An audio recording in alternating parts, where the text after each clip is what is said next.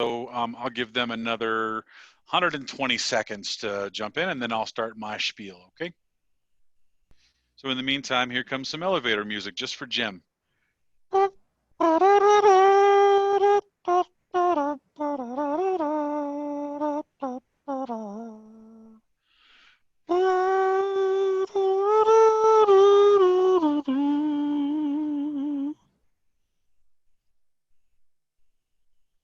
you go. Just that one little deal there. That's all I'm doing. That's all I'm giving it.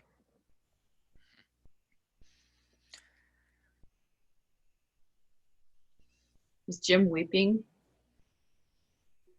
Probably. I think he's weeping. Yeah, but I just love that my songs make Rebecca smile. That's really the best part of my day. Me too. I'm thrilled. Goosebumps even. Fantastic. See, that's good They're stuff. great. They're good. Good afternoon, Eric. How are you? I'm wonderful, dear. How are you doing? Good. I'm good. Good. Good. Good. Is it smoky out by you guys? It is. Yeah. No fires over It there, is. just the smoke from the California fires, right? Yeah, in Colorado. So we're getting ambushed. Oh, okay. You know, UFOs and fires. Right? It's Jumanji. 2020 is Jumanji. I haven't even thought We're about level 10. that. Yeah.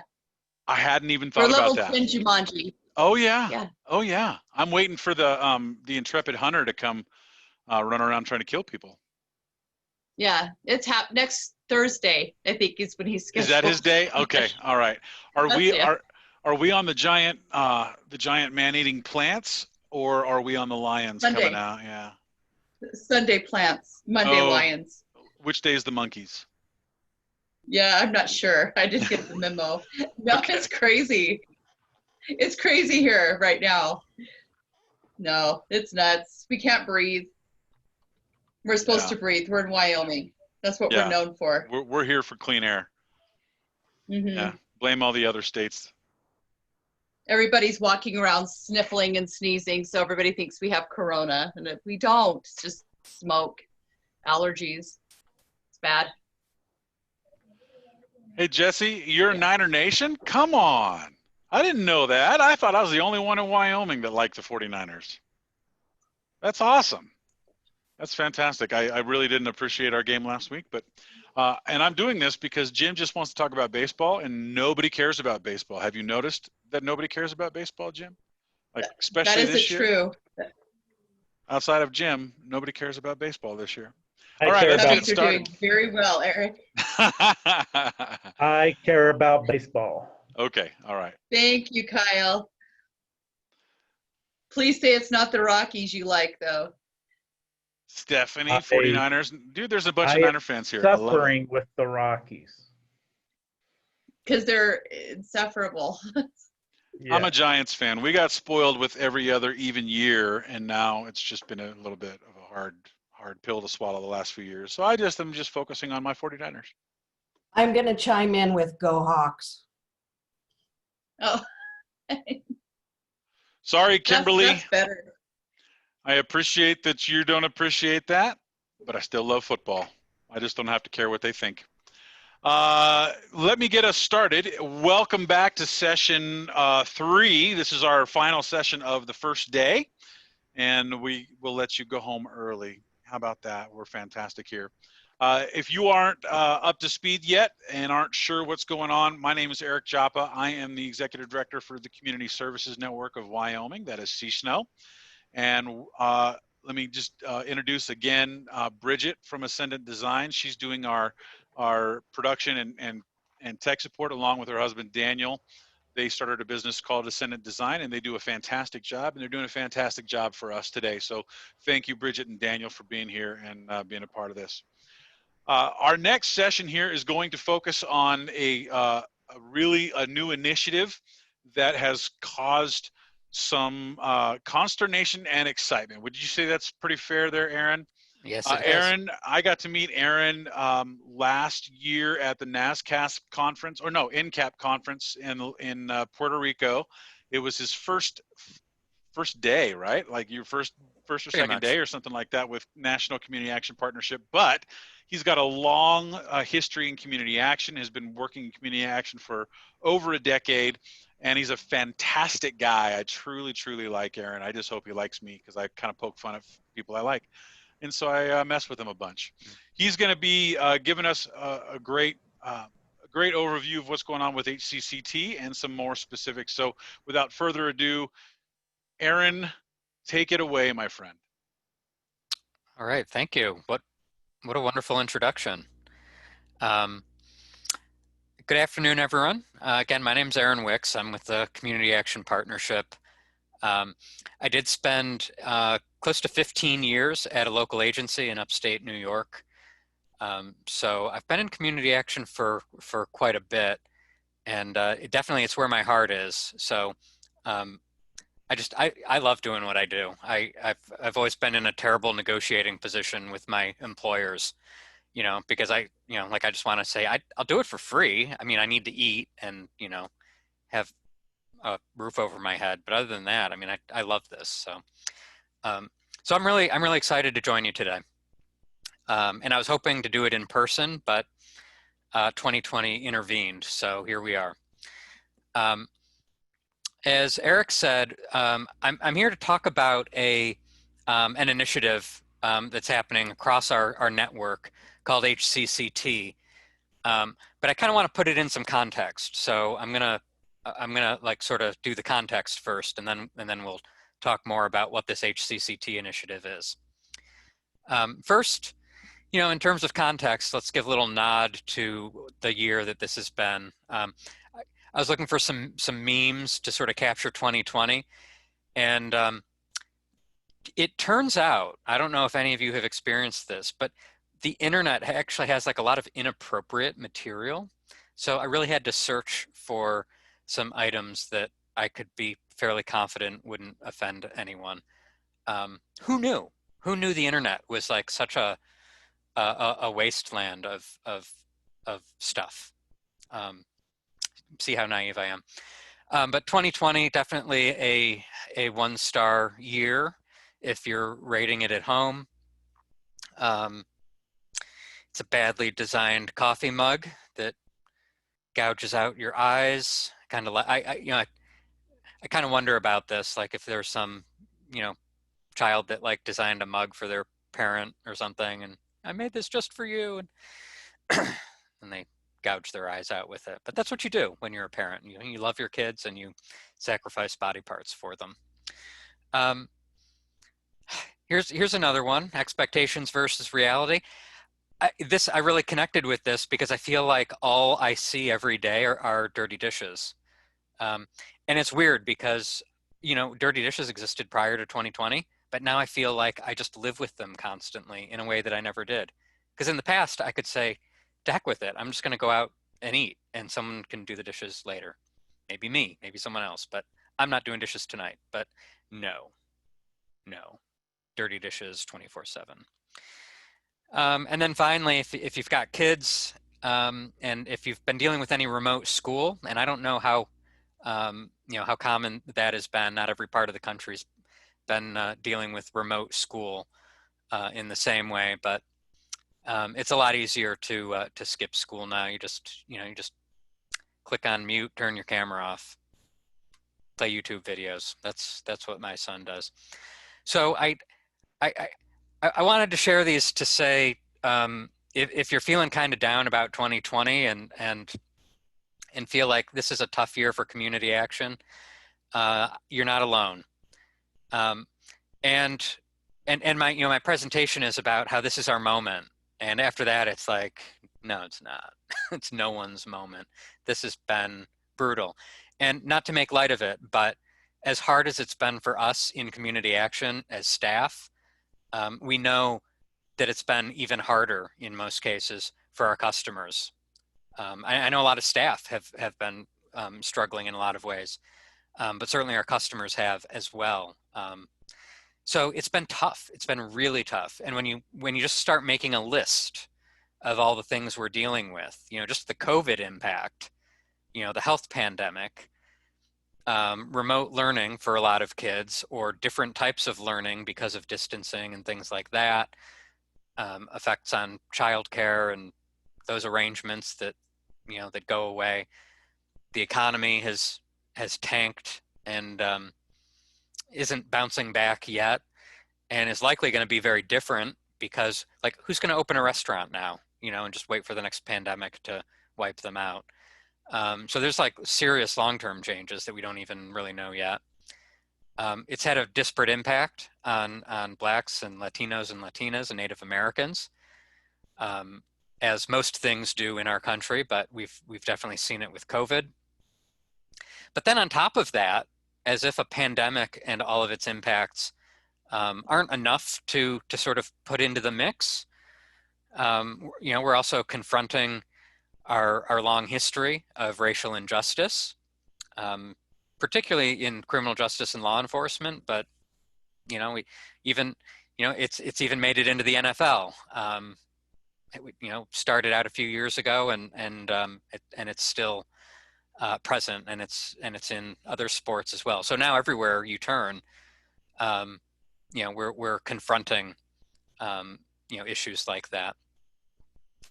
And then, throw in a whole bunch of natural disasters, which we always have. But, Eric mentioned that we met in Puerto Rico, one of my first projects with the partnership.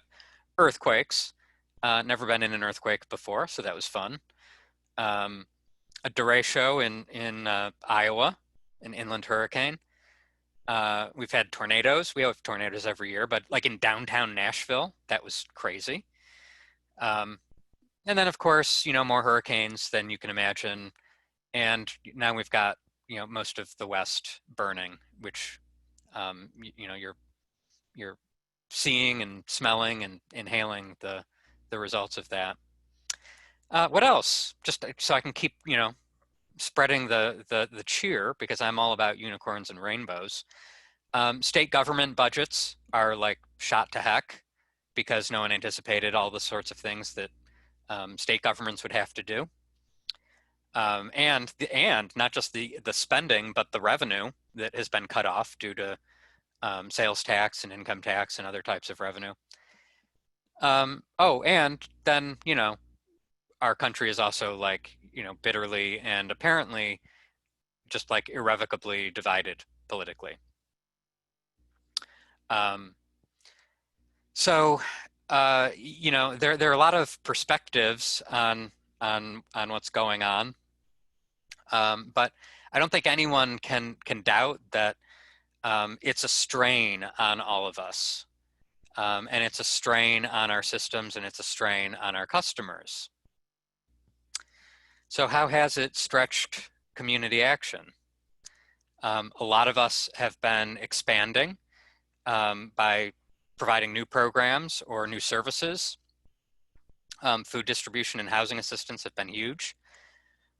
New service delivery through technology, mobile platforms, and other things like that.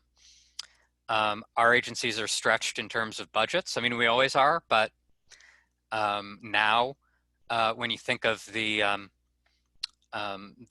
trickle down of federal, state, and local budget challenges, those always come down and affect us. Not to mention that other funders, foundations, donors, they're also operating in the same environment. So they're giving to other organizations, and there's that usual competition for resources. All sorts of staffing challenges that we've dealt with and continue to.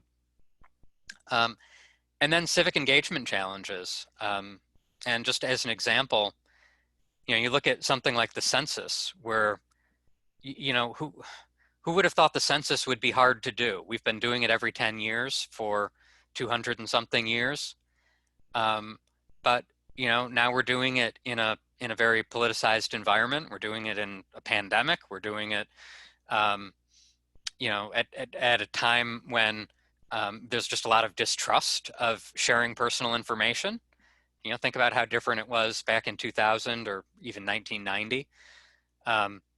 People are worried about giving their information to the government, putting it in a form, even worse, having someone, stop by your house and ask who lives here and give me their names and their ages. So, something that should have been as easy as the census in theory is a challenge.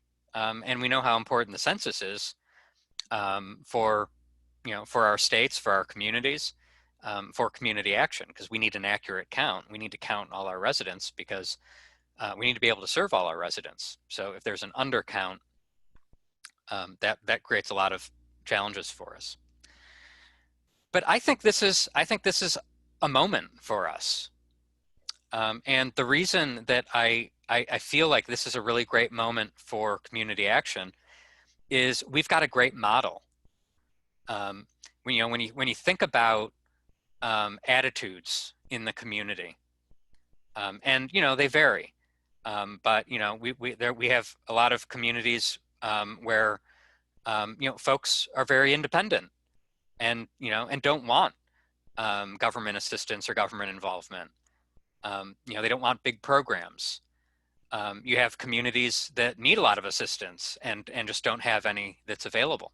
Community action has a model that's flexible, to deal with the context in the community. And so if resources don't exist, community action is there to catalyze them. And if the community's attitudes require that these solutions sort of come from a different direction, or maybe have a different type of flavor, maybe delivered through existing community institutions like churches or other sort of neighbor to neighbor types of resources, then community action works with that model because that's the right model for that community. So we've got this great model that's flexible and adaptable to every community. It is not, here's how you should do things. And I think that's really important for us to celebrate, because we're at a time where people don't want to be told, here's how you do this. Wear a mask. Don't go to the bar. Don't do this, don't do that. Community action can be flexible and responsive to the way the community sort of wants to run its affairs and help neighbors. We have credibility because we've been in the communities for years. We know our communities. And so that's important, again, because we're at a time where credibility is kind of being contested. There's a lot of skepticism, a lot of cynicism. I don't think community action is being hurt by that. I think we're still seen as having a lot of credibility and trust. We have expertise because we know our community and we know our neighbors. We have a track record, we have history, we have programs and services that go back many years. Often we have staff who have been at the agency for many years or who may have been former customers. So we have this track record that that connects us well with our communities. We make good use of data for those who are sort of insistent that you be able to show results. And I think I missed a discussion about CAP 60. I just caught the tail end. Data is not going to go away. We need to be data focused and we need to have good data systems. Well, we're a national network that does that pretty darn well. So again, this is kind of our time. Like we've got this. And then kind of my final point on this that ties it all together is that we are a national network. So there are tons of good ideas that exist throughout our network. And they don't just come out of, Washington or, the university of this or this think tank. They come out of communities all across our network because community action is in 99% of the counties in America. And so, if someone said, what would be a good way for the United States to get its mojo back? Like how do we get out of 2020? How do we move forward? How do we get past the divisions and just the feelings people have? I think community action is the way to go because we've been doing it. That's been our role. And we can like steal ideas from one another. You know, something that works in Kansas or something that works in Maine or something that works in Texas can work in other communities. And something that maybe works in Chicago doesn't work in other communities. So fine, you know, you don't do that. You don't steal that idea. But that's the great thing about our network. So what I want to you know, sort of focus the rest of my session on is one way that we can really leverage this moment and the strength of our network. And that's this human capacity and community transformation initiative. And I call it community action in the national spotlight, because this initiative is like not really anything new. It's just putting a spotlight on the things that we already do that work. So, you know, how hard is that? Hey, community action, you do like really good stuff, right? Yes, we do. Okay, can you tell us what you do? Yes, we can. That's HCCT. Oh, so I guess I'm done. Now let me tell you more about HCCT. That was a little too simplistic a description. So this is a 3-year initiative that the Federal Office of Community Services has funded. And I think the strategy that they had in mind was that they wanted to find a way to make the case that community action, you know, is worth investing further in. You know, so if you're a federal bureaucracy, or if you're a, you know, a state bureaucracy or any other, you know, one of the things that you're always trying to do is compete for budget dollars. And I think OCS wanted to be able to say, this community action network really could do a lot if it had more resources. And so HCCT is the strategy to do that, to say, look at what we've done, look at what we're doing, and how easily we can just replicate all this good stuff because we've got this great network that shares knowledge. So we've got a 3-year time frame for this project, and we're just ending year 1. It started last October, and this September 29th is the last day of year 1 of HCCT, and then we've got 2 more years. And I'll tell you a little bit more about, you know, what's going to happen in those 2 years. The key stakeholders in this are the RPICs, the Regional Performance and Innovation Consortia. So Wyoming is in Region 8. And so Eric participates in these regional discussions with you know, representatives from Colorado, Montana, Utah, Idaho, North and South Dakota. And so the RPIC is sort of a regional network that is meant to be a key hub of knowledge for, you know, the states in the region. But then also our state associations and our state CSBG offices are key partners because of the role that they play in supporting our network. And then of course the national partners, the National Community Action Partnership, where I work, as well as NASCASP, supporting our state CSBG offices, CAP Law, supporting, you know, legal and sort of fiscal issues in our network, and NCAF, National Community Action Foundation. And oh, I should also mention the Association of Nationally Certified Roma Trainers, because that's another key partner in this. So as I said, this is meant to be a showcase for community action for CSBG. So let's talk a little bit more about how that's going to work. There are really just some key elements of HCCT that you need to know to get started. I've already mentioned that its main purpose is to lift up this high impact work. The word that we use for this is transformative.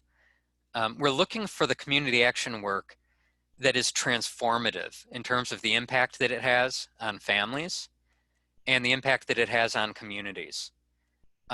We do a lot of important work that isn't necessarily transformative because it's keeping people's head above water important. Okay, so that's important work also. But what we want to lift up is how community action is an engine to drive change, lasting change. And so those are the types of initiatives that we're looking to highlight. As we start this next year, we want to be able to put a spotlight on about 100 different initiatives all over the country. We want one from every state, at least, and up to 15 from every region. So we could have multiple initiatives from each state. And then another key part of HCCT is not just highlighting these initiatives, but also sort of looking at ourselves, looking at our network, looking at our local agencies, and saying, what do we need to do differently? Where do we need to strengthen ourselves so that we can do more of this work? Because I go to community action conferences quite a bit. I've been to many over the course of my career. And just about everyone I've been to, I mean, unless it was just like really a not interesting conference, but I can't say I've had any of those experiences yet. A couple workshops that weren't that great, but every conference that I've gone to, there's been at least one thing that I got really excited about. And I went back to my agency when I worked at a local agency. And then I just felt deflated because I started thinking, what would it take for us to do what they did, or what they were talking about? And that's when I realized my agency just doesn't have the capacity to do that. We don't have the right people. We don't have the right organizational culture. We don't have the money. I mean, you name it. And so we don't want HCCT to be that type of experience. And so if you look at your agency and say, we're doing as much as we can, and this idea of like stretching and becoming even more transformative, yes, would love to do it, but we've got our hands more than full right now. Then stay with me, because that's what we want to talk about. We want to talk about how can we support one another and build capacity, even when we are stretched as we are. I want to mention the key, the core values and guiding principles of HCCT. And I think it's really important because these core principles, these core values and these guiding principles, I think they're all kind of like the same thing. So you can differentiate if you want to, but I say they're all values, principles, it's all the same. They really reflect what we're all about in community action. You look at the core values: dignity, society and community, work, responsibility, and impact. So HCCT is about lifting up families and communities so that people can lead dignified lives. And we value the importance of work and the responsibility that people need to show, to take responsibility for themselves and their families, but also the responsibility that communities have to support community members. And again, going back earlier to the model of community action, what's wonderful is that community action allows us to implement those values in the way that they are alive in our own community, because our communities vary in terms of how we live out those values, and how they show up day to day. In terms of the principles, again, this is very much in line with community action. Sustainable independence, right? So the idea that you don't want to just, give a family some money or some food, knowing that a week later, a month later, they're going to be right back in the same situation coming back. That's really not a principle of community action. We want families to have sustainable lives, to be able to support themselves, to not be dependent on assistance, whether it's from the government or from some other entity. So that's a really core principle of HCCT, implementing initiatives that make that happen and don't reinforce systems that just keep people stuck where they are. Supporting employment, that connects with the importance of work. Individual empowerment, I think we've kind of spoken to that too. Government as a catalyst, and I want to underscore catalyst because the point here is that in community action, our philosophy is not that government is the solver of problems. It's that government should be a catalyst. You know, it exists to ensure that community values are preserved and protected and lived. So sometimes that means government needs to take the lead. Sometimes it means government needs to support. Sometimes it means government needs to get out of the way. But in community action, what we do is just recognize that any of those roles may be appropriate. And so central to HCCT is the idea of government as a catalyst, that being a catalyst, making sure something happens, means you play those different roles as it's appropriate. Community matters, obviously. And then evidence-based policy, which we always try to use, and using individual and family-centric design, making sure that our services and supports are responsive to the residents we serve. So just to sort of come back and tie some of this together, because I'm going to kind of move in a different direction after this slide. Again, HCCT is about lifting up the good work and then building capacity in our network so we can do more of it. I really can't put it any simpler. So it's really those two areas. I want to be sure that that I leave you with that. And then I also want to make it clear that something else that we're trying to do through this initiative, both within our Community Action Network as well as to our external stakeholders, is to help folks understand just how connected community level change and family level change are. And so we kind of use this image to show that systems change, community change, has an effect on families and individuals. When you build a stronger community, you make it easier for strong families to survive and to support themselves. Likewise, when you help families become strong, you make it easier for those families to give back and to support the community, whether it's through paying taxes or making other contributions as through civic participation or whatever. It's a two-way street. So as we strengthen families and individuals, we're also strengthening our communities and developing local systems that are more supportive of our community's values. So I've been really kind of vague and abstract about these initiatives, all this good stuff. But what does this good stuff look like? What are some of the characteristics of these initiatives that we'll be looking for?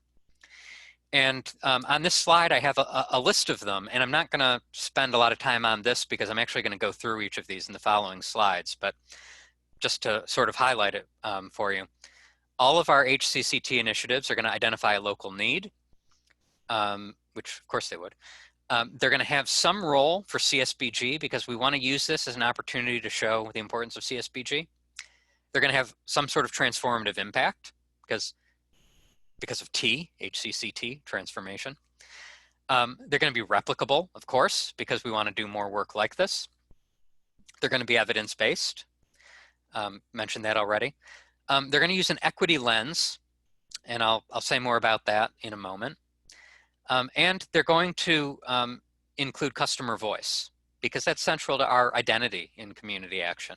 We don't do for the community, we do with the community. We do side by side.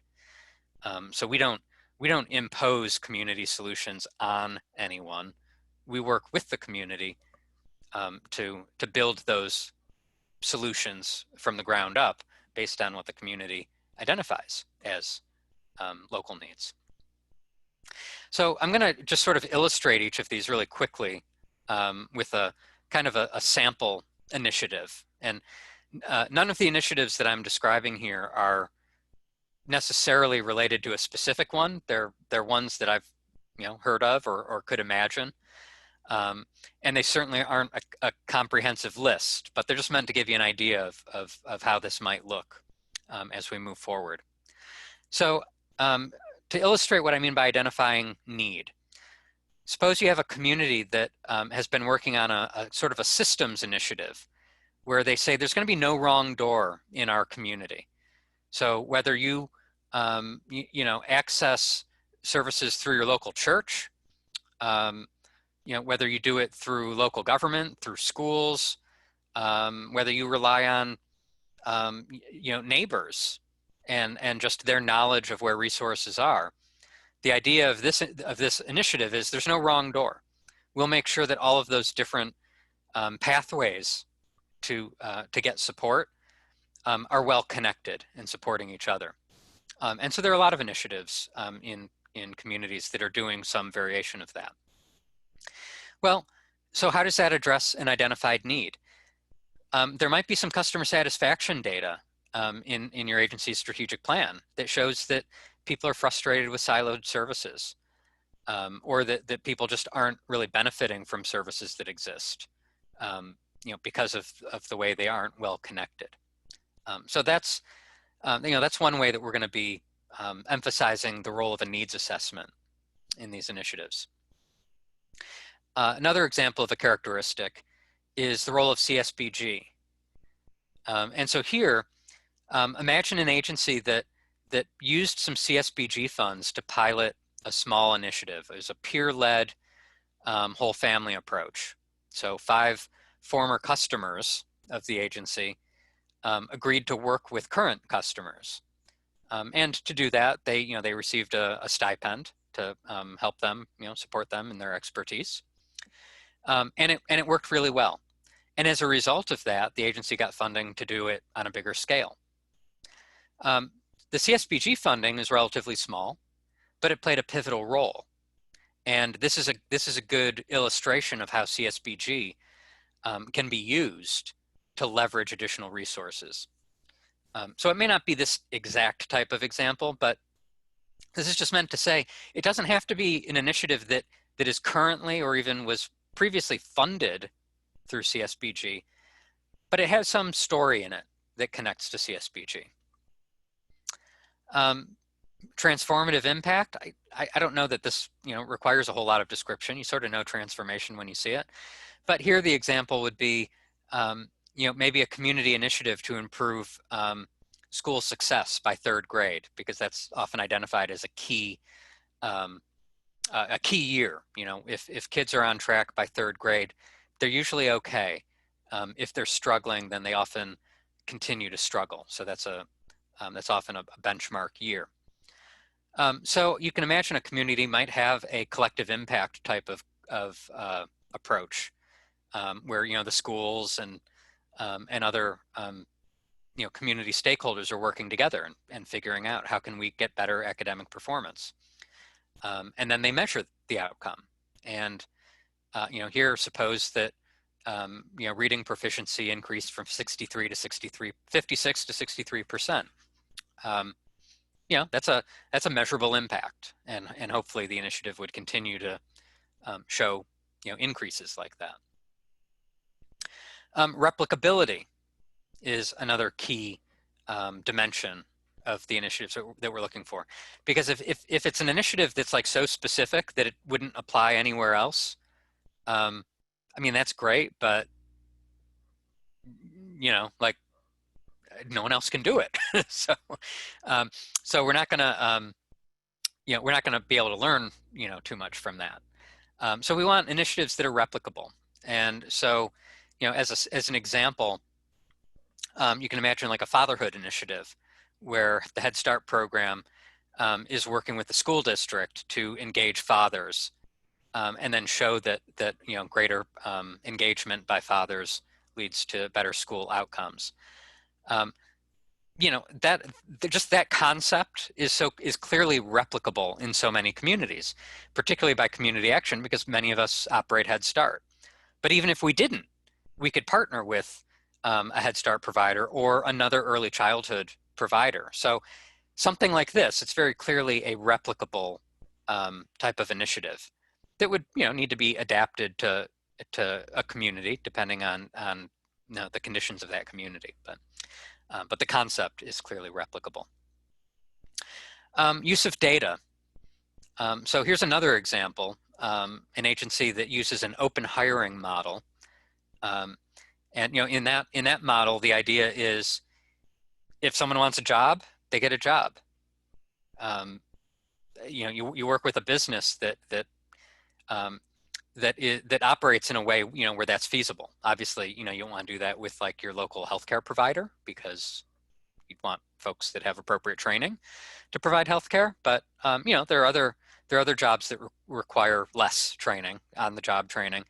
And so you partner with a business that has that type of model that says, if the community action agency can provide some support, make sure this person shows up and is ready to work, we'll do the rest. We'll train them because we've got work for them.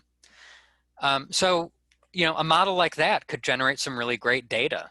And in this example, the agency shows that that their outcomes were better for customers that obtained jobs that way than through sort of traditional employment programs.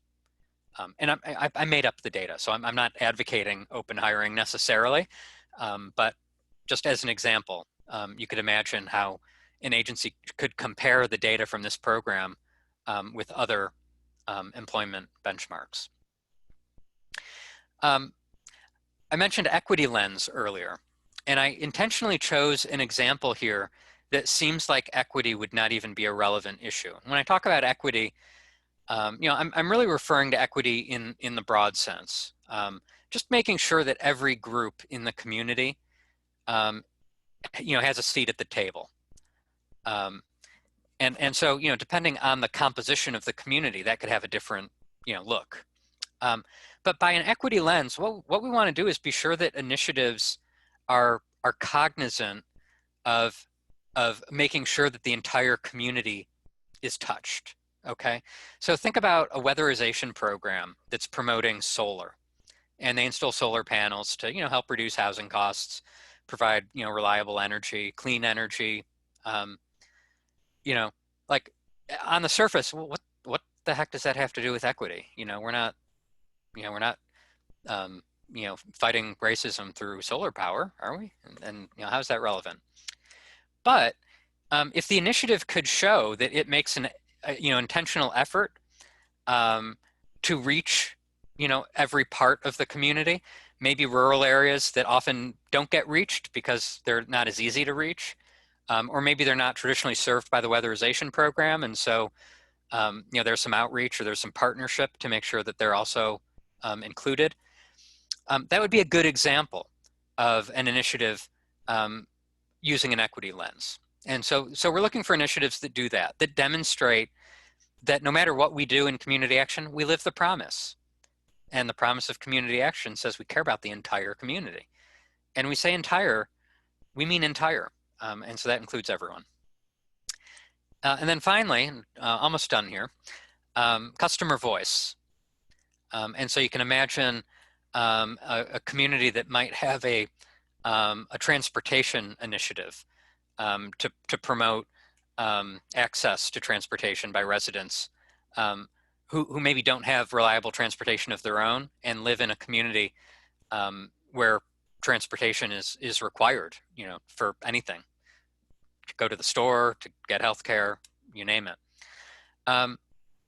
In this example, the initiative is one that has a steering committee that has representatives of the communities served, so that they can provide ongoing input and they can make sure that it is serving their community well.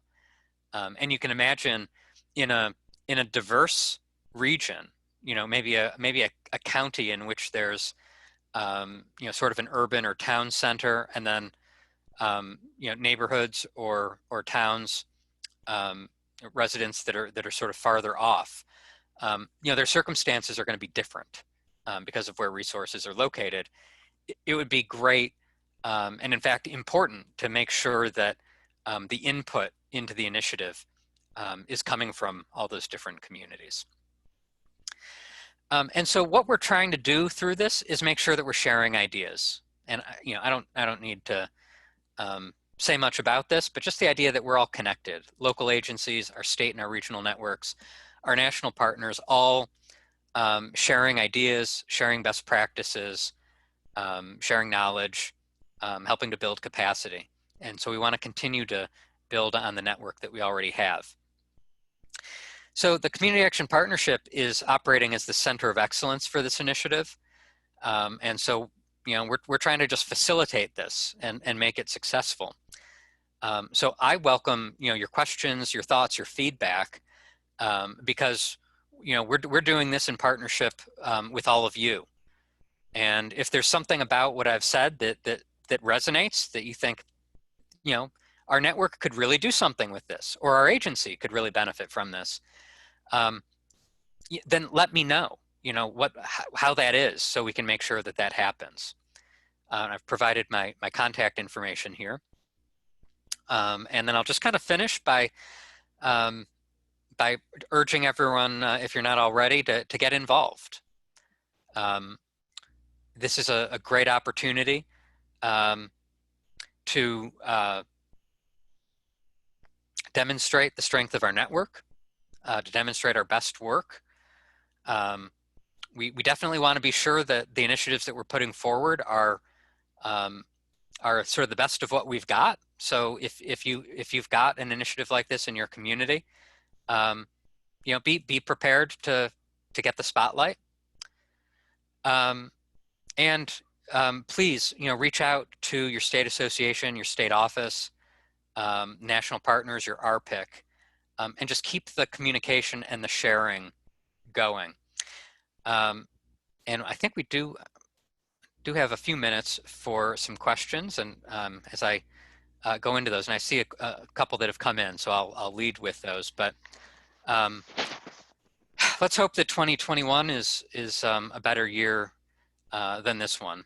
I don't think it could be worse, but again, I think community action has the recipe for the chicken soup for our souls. I didn't even write that. That just kind of came out of me. So that's probably a sign that I should end. So I'll end there. And I do see a couple questions in the chat, so maybe I'll just get to those. Yeah, please do. And as let me just jump in. Thank you so much, Aaron. I'm really grateful for this. In fact, I almost feel like we could do a whole other one and just kind of continue the conversation. Let me just start by letting everyone know the chat window is a fantastic place to ask your questions about HCCT for Aaron to answer. And if at any point you have any questions that maybe didn't pop into your head during our session here where you could put it in the chat window, please don't hesitate to reach out to Aaron or to myself. And I'm on the steering committee for HCCT with Aaron, and so I should be able to answer whatever questions you ask. And if I can't, he definitely can, because he's leading the project. So so don't hesitate to reach out to us there too. So Kyle asks, is it possible, how do we do this level of initiative in a frontier state like Wyoming without any funds? Yeah, and I mean that's a great question. Funds, yeah, that's like ultimately the big stumbling block. It's like it's great to talk about capacity building and doing stuff, but stuff costs money. People cost money. Vehicles cost money. You name it. Things cost money. So here's just I have a little bit that I can offer in that regard. Number one, the HCCT initiative has funding going through the Center of Excellence, but also through the RPICs. So the good news is that there's some additional funding available to the regional consortia and the state associations to help provide things like T&TA, resources that maybe aren't always there. And we're also trying to use, when I say we, I'm talking now about the national partners, but I would hope that this would be true of others as well. We're trying to leverage this initiative to develop more relationships with funders.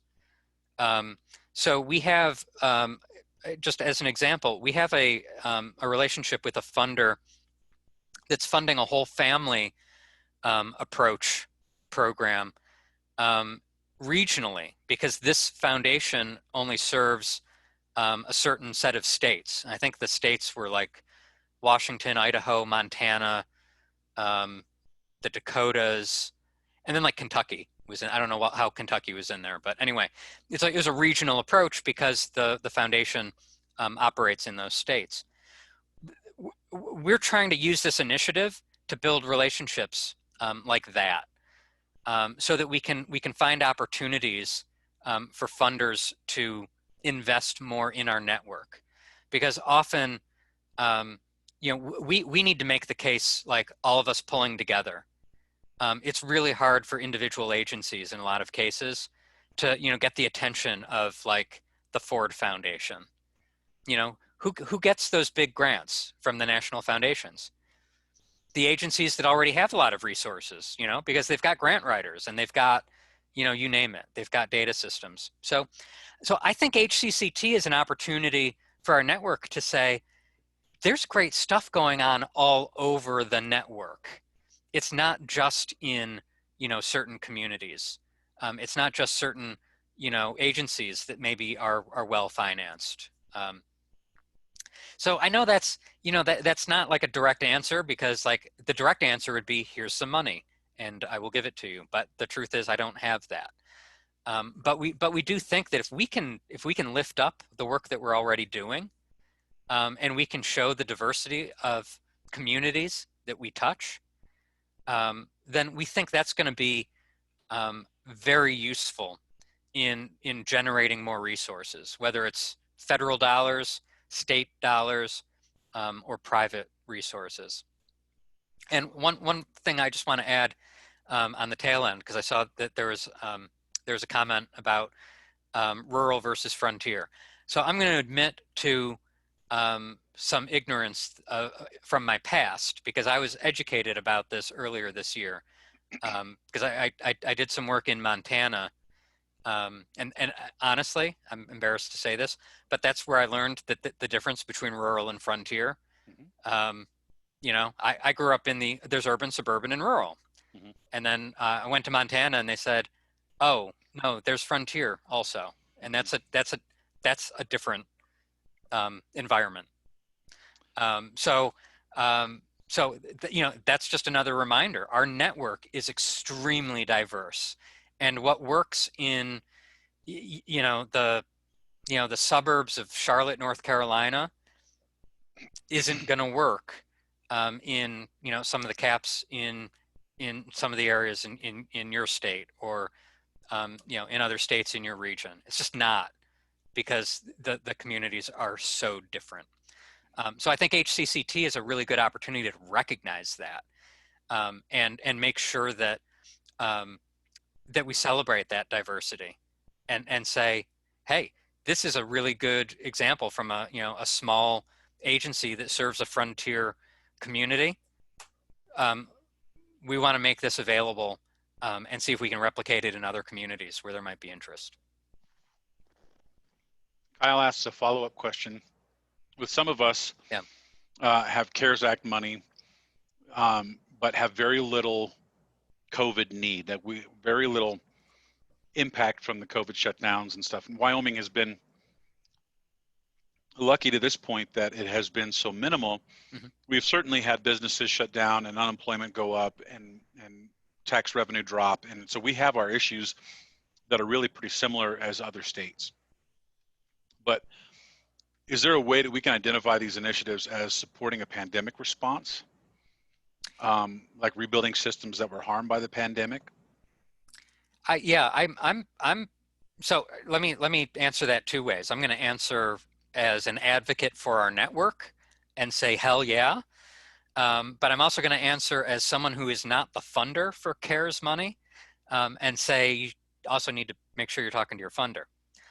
So I can't speak anymore for, for the feds in terms of appropriate and allowable or non-allowable uses of CARES dollars.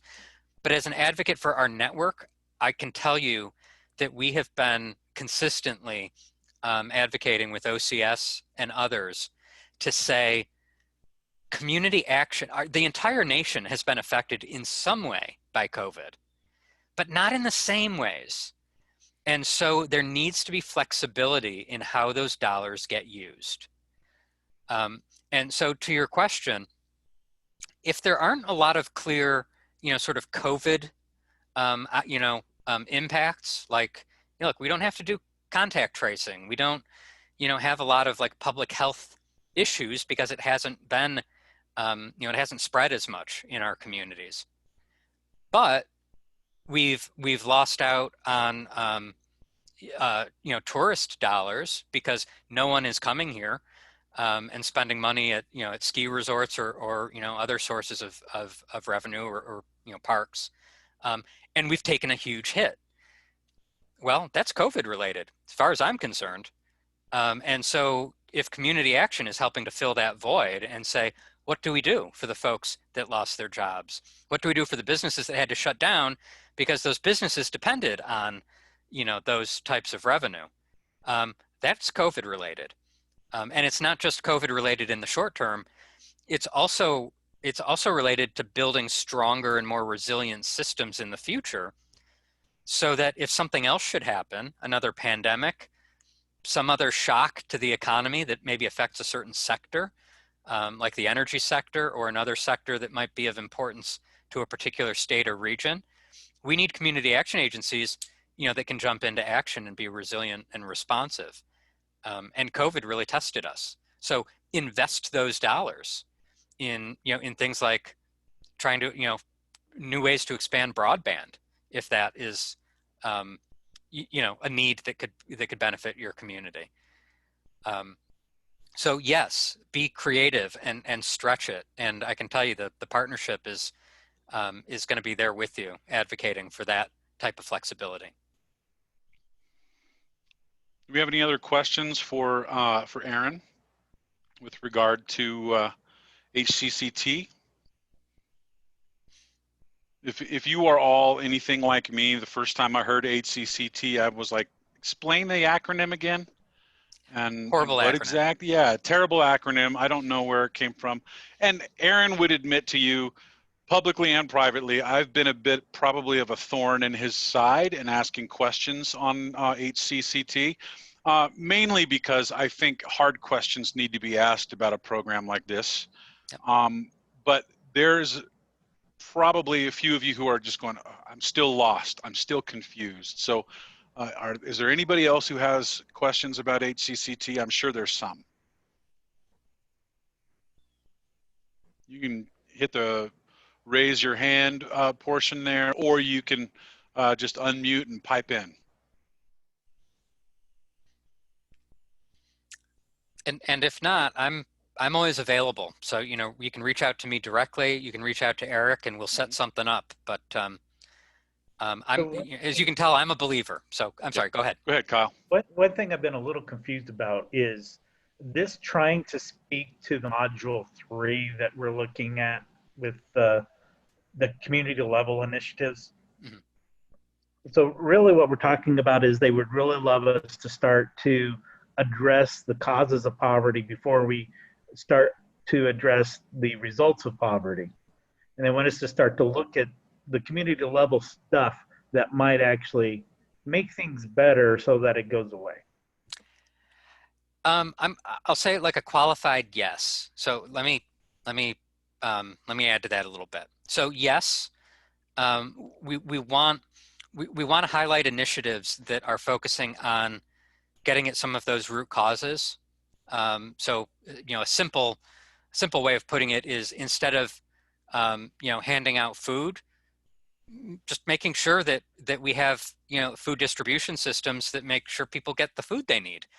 There are a lot of ways to do that, and maybe a food pantry is part of the solution, but there may be other mobile services or partnerships with growers and producers. So it's thinking systems wise. But I also want to emphasize that that's only half of the acronym. That's the CT, that's the community transformation. There's also human capacity. And so we also want to look at some of those root causes that affect, families. So the opioid crisis, um, fatherhood initiatives, domestic violence. Obviously some of these have sort of broader, implications and have systems connections, but they also have really deep impacts on individuals and families' abilities to achieve their potential. I mean, they just destroy families from the inside out. And so, another sort of category of HCCT initiatives would be initiatives that are showing that one of the effective ways community action tackles problems like these is we strengthen families. We work with individuals that, that have a lot of challenges, that come to us, and I hate this word, but bear with me, that come to us, feeling kind of broken or hopeless or just, their life isn't what they want it to be. And what community action does is work with them to give them hope so that whatever their dreams are, they can be on a path to achieve them. And so things that we do even at a family level can be transformative. So we're looking for both types of initiatives. And you mentioned Module 3. Let me just say this about that really quickly. OCS made it clear pretty early on, because there's a lot of questions about, well, what about Module 3? And for those of you that aren't deeply enmeshed in the CSBG annual report, Module 3 is the area where local agencies report on community change initiatives, and it's a tricky module to work with. I'll leave it at that. We could do a whole discussion on Module 3, but I'm not going to do that. But let me just say this: don't worry about Module 3. Don't think about Module 3. It is a separate thing. HCCT is what works in community action, and how can we make sure that our agencies can do more of that. And so if that means our agencies need money and resources, then let's talk about what we need to do to help those agencies get the resources that they need. Okay. Great. I think and I know we need to go, just jumping in for all of us saying, we're going to need some training and some insight on this, because a lot of us don't have the structure in place really to involve the community to the level that we need to. And that can be a multiple year process, and we might just be getting started by the time you're ending. But that's okay. Yeah. Great information that I think we can move forward on, while understanding, I mean, we have a lot of one-man shops, and those are some real challenges. Thank you. Yeah, and Kyle, just so that you're aware, I've made that pretty clear to Aaron a number of times. Yep. And I've not done that because he doesn't hear that. I just do that because I want the point belabored with those he reports to, because, and he's even spoken to this. It's not cookie cutter. It doesn't work in every community. It doesn't work in every state the way that that I think OCS thinks it should. And I also think, I don't think I'll be offending Aaron by saying this. There's a bubble that exists around community action. We, especially on the Eastern Seaboard, where there's larger states and community action is it's a lot more beltway. It's a lot more urban, city centers, those kind of things. And so it's same as any place that everyone's talking about, thinking about, and doing the same things. It becomes a microcosm that feeds the way things are seen. And because of that, I don't think that HCCT is as well worked out as it will be down the road eventually. But it's like anything, that when you begin to do something, you find out what works, what doesn't work, and then you get rid of what doesn't work and add what does work in places other than the government. I don't know that it's going to work like that with the federal government, but we can hope. So in terms of having initiatives, Kyle, where all of our agencies can begin HCCT initiatives, that's not the push of HCCT. It's we want to have at least one in every state. Right now, Sarah and I have selected the hub, which is it's a Goose Creek Transportation, to be our pilot of HCCT initiatives. It doesn't change any of the work that they're doing. We selected them because they're already doing community level work like this, and it gives us a great opportunity to kind of observe it from that lens and help out from that standpoint. So it's not a thing that everybody has to do, though just about anything in the federal world is eventually going to be something that they want everyone to do. That's my view of it, at least. I expect that that'll eventually be the case.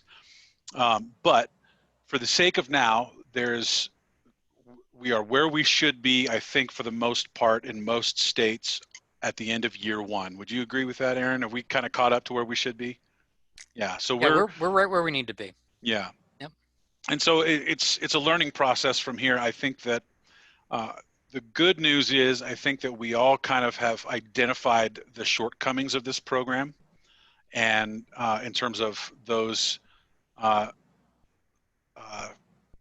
leading and things like that, we've kind of identified the shortcomings and are trying to be aware of that stuff. So great stuff today, Aaron. Thank you so much. I really appreciate you coming in and doing that. Hopefully you all benefited from this as well. I wanted to just give you a couple quick things and then we're done. Tomorrow we start at 8 a.m. sharp. It's a full 4-hour long Bridges Out of Poverty seminar that normally goes for a full 8 hours. So come ready with your homework. Be ready with your sheets for that. We'll open up the room again early at about 7:45, 7:50. I'll have coffee on. It won't be for you. It'll be for me. But hopefully you'll bring your coffee with you, and we'll have a good time with that session. There is a break in the middle of that. We will be sending out also tomorrow. We'll be sending out a link to a SurveyMonkey for evaluations of the conference. We would really love for everyone to fill one out. And make sure that if there's anybody you know that missed anything today, let them know that we will be posting at the end of the conference, and we'll be posting all of the videos and audio from each of these on our YouTube channel, and we'll post all of the documents that were a part of this, including PowerPoint presentations and all of those things along with it as well. Community action is fantastic. Wyoming people are fantastic. So this is the most fantastic fantasticness out there. I hope you guys have a great afternoon. Please enjoy what's left of it, and we'll see you guys bright and early in the morning. Thanks, everybody. Thank you again, Aaron. Thank you. You guys have a good one.